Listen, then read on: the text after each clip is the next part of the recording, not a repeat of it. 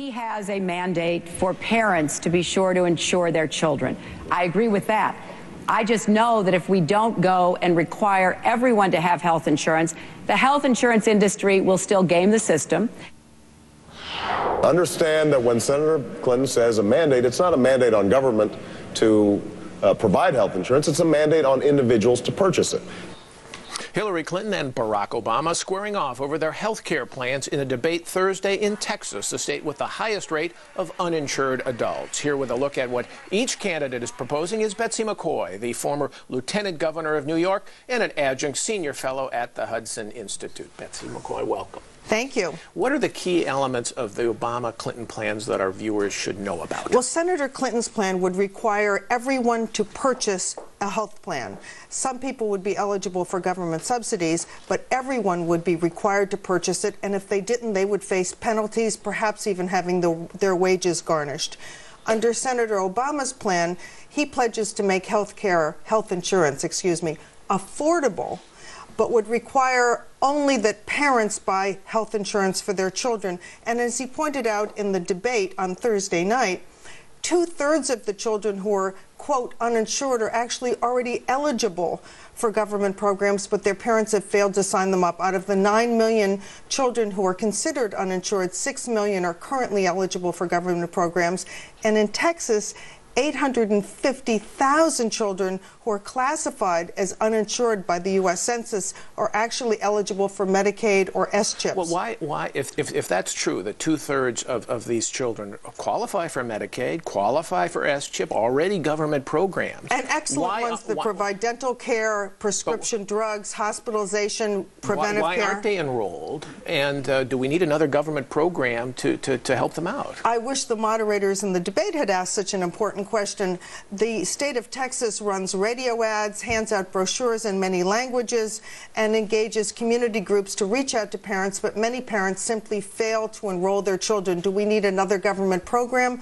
That's a very important question. And that's an important question nationwide because 14 million of the 47 million so-called uninsured are eligible for government programs and will get health care the minute they need it. One of the issues that Obama makes, one of the points that Obama makes is that one issue with health care is price, affordability. A lot of people don't want to spend the money because it's expensive to get an insurance policy if you don't get it from your employer. Do either candidate, Obama or Clinton, do anything to try to lower the price of coverage? Actually, no. In fact, both their plans would increase the price of coverage, although offering government subsidies for people who need help buying it. But they increase the price by requiring that people not only have a health plan, but have a fully loaded health plan, a comprehensive plan. And what are those elements that are fully loaded? Many extras. Well, from state to state, it currently varies. But in Texas, for example, it has to include marriage counseling. Marriage counseling? Marriage counseling. Health insurance? Acupuncture, and many other extras. Something like in vitro fertilization in some cases? Most states have done this. The state lawmakers have passed law after law in response to the lobbyists requiring that every plan sold in that state include all these extras. The first day I became lieutenant governor of New York and I reported to my office for the first time, there was a long line of lobbyists waiting to see me. Number one in line, the acupuncturist. Number three, the chiropractors. They were there to try to convince me that every plan sold in New York State had to include unlimited benefits in their field. So the providers make out very well, and the politicians who pass these laws receive huge campaign contributions from these providers, but the consumers find that they can't afford insurance. Because it's all loaded up. Now, let me ask you about young people in particular, because as you know, a lot of young people think they're going to live forever, so they don't need insurance, and they don't want to pay their marginal income to buy insurance. I am very surprised that Senator Obama did not raise this issue because the Clinton plan is an unfair hidden tax on young adults.